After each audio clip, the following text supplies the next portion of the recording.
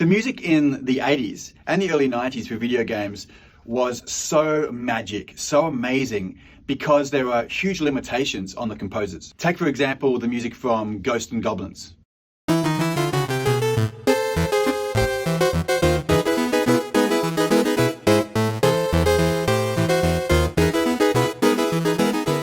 The music was composed by Ayako Mori, and working with the game designer's very limited 8-bit sound hardware, she had to come up with something that was alluring, profound, fun, and something that really suited the game's dark themes.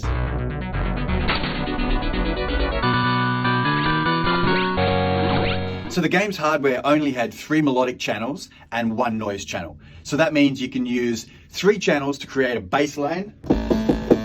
Where you'd want to put in chords, you couldn't because there's too many notes for the hardware. So they would get very creative and they would arpeggiate things.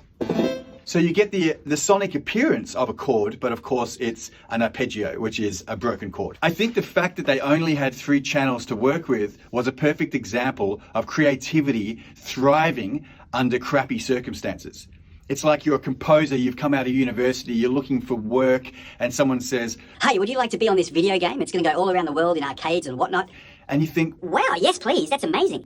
And all that work that you've learnt in university and the experience from listening to music and playing music and understanding that if you're using a violin, it needs to be in this particular part of the sonic spectrum, as does the cello. And then you add piano, you've got all these components of music that you're going to put into this game, and then you're told, "You only have 3 channels to work with because, this is 1987. And you're like, what? And so they learn to adapt. And what Ayako Mori has done is she's emulated chords in a way, but breaking them up. So instead of flat chords that are going to take up all the space in this low-tech environment, she breaks them up, therefore turning them into arpeggios.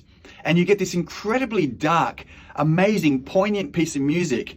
And it takes you through this entire game. You play the game for 28 hours at a time. You get pissed off at the game. You're annoyed at this creature you can't kill. "I keep dying. This game is impossible." But the one thing is constant. After all that time, the music is still ringing out in your head as this incredible soundtrack. Really is quite amazing.